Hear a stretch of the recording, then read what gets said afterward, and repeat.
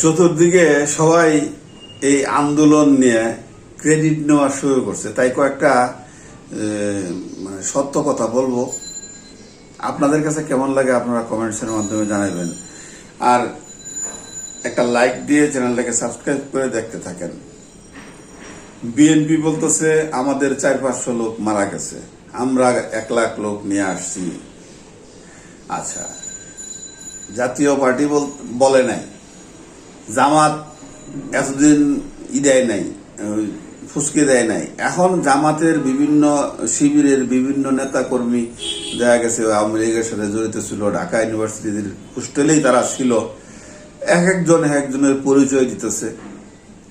তারপর আরো যারা বিভিন্ন সংগঠনগুলি আছে, অঙ্গ সংগঠন বিপি নূরের, তারপরে ওই যে ব্যারিস্টার ফুয়াদের, সবাই সবার মতো করে সবাই বলতেছে। আপনার মতামতটা কি? আপনি বলেন তো, আপনার বিবেক কি বলে যে এখানে এই সরকার পতনের যে মূল আন্দোলনের নায়ক কি বিএনপি, জামাতে ইসলাম, নাকি এই ছাত্র নেতারা, কোনটা, নাকি ছাত্র শিবির, কারা বলেন? আচ্ছা, আমার কথাটা শুনেন, তারপরে আপনি আপনার বিবেক দিয়ে জাজ করবেন। মনে করেন বিএনপি যে কথাটা বলতেছে যে তারা 1 লক্ষ লোক 2 লক্ষ লোক বাইরে থেকে নিয়ে আসছে, 2 লক্ষ লোকের ঢাকায় ঢোকানোর পরে 7 দিন যদি মনে করেন শেখ হাসিনা আসলে এখানে আরেকটা কথা বলতে হয়, আমি যদি পাপ করি, খুন রাহাজানি করি, অন্যায় করি, তাহলে আমার মনের মধ্যে কিন্তু একটু হলেও ভয় ভীতি থাকবে। শেখ হাসিনার ভিতরেও ভয় ভীতি ছিল, গুম খুন যা করছে আয়নাঘর বানায়া, আর 15 বছর ধরে যেই তার বিরুদ্ধে কথা বলছে তারই শেখা ফেলাইছে, সেটা হোক দলের লোক হোক বিরোধী দলের লোক। এটা তো সত্য, এটাকে স্বীকার তো সবাই করবেন, তাই না? তো এই জন্য শেখ হাসিনার ভিতরেও একটু কিন্তু ভয় ছিল, যার কারণে শেখ হাসিনা চলে গেছে। যদি শেখ হাসিনা চলে না যাইতো বাংলাদেশে থাইকা, যদি সে আজকে ওই আর্মির আন্ডারেই থাকতো বা জেলখানায় যাইতো, যাই কিছু করতো, শেখ হাসিনা কিন্তু ওই যে বলছিল যে আমি শেখের বেটি বলায় না, একদম 100% সত্য কথা। তো যাই হোক, কাম টু দা পয়েন্ট, সে যদি মনে করেন ঘাপটি মেরে থাকতো 7 দিন, এই 7 দিন বড় আন্দোলন ঢাকা শহরে মনে করেন ইয়েতে ওই গণভবনে আর্মি বিডিআর তারা যদি কাউরে ঢুকতে না দিত, গণভবনে কেউ ঢুকতে পারতো না, কারণ তারা গুলি করে মারতো না, কিন্তু গণভবনে কেউ ঢুকতে পারল না, সোজা কথা। আচ্ছা, গেল এটা। দ্বিতীয়ত কথা হচ্ছে, 7 দিন ধরে ঢাকা শহরে এরা কই থাকতো? এই যে একজনের ক্রেডিট নিতেছে, এরা কই থাকতো? কাউরে খুঁজে পাওয়া গেল না, থাকলো মাঠে শুধু ছাত্ররা।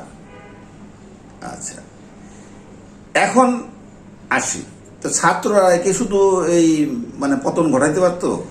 এখানে আর একটা দল আছে, যে দলটা হচ্ছে জনতা।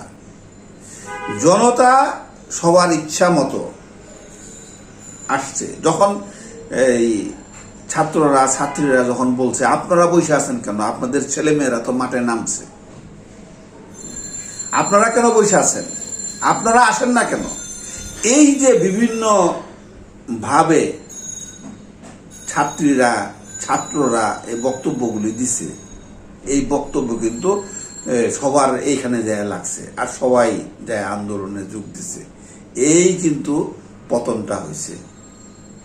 না হলে মনে করেন সেনাবাহিনীর যদি সে কন্ট্রোল করে যদি চাইতো, 7 দিনের মধ্যে 15 দিনের মধ্যে আন্দোলনের মূল ঘোরা দিতে পারত।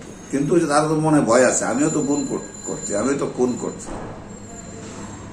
আর এখানে ওই যে ওই টিটকারিমূলক কথা কাদের ভাইও বলছে, শেখ হাসিনাও বলছে, অন্যান্য যারা আছে তার সহকারী তারাও বলছে, বলাতে আন্দোলনের মূল ঘুরে গেছে। কারণ না হলে যদি এত কথা না বলা হইতো, তাহলে কিন্তু পতনটা হইতো না সহজে।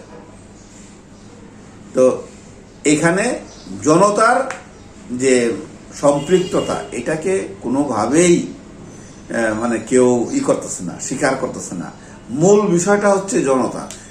এই যে ঢাকা শহরে মনে করেন এই এমনও বাড়ি বাড়ি আছে, মহল্লা আছে যে ওখানে এই ভার্সিটিতে পড়ে না কেউ, 2-4 জন হবে, আর সব স্কুলের ছাত্র, কলেজের ছাত্র।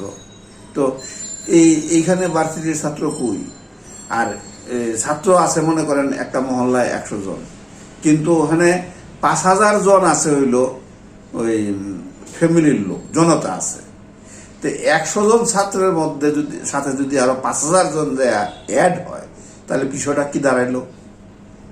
আমি সেটাই বলতেছি, ক্রেডিট লওয়া ছাড়েন, আসল কথাটা সবাই স্বীকার করেন যে ছাত্রদের সাথে জনতারাও ছিল, যার কারণে এটা হয়েছে, এই আন্দোলনে সরকার পতন হয়েছে, না হলে হইতো না।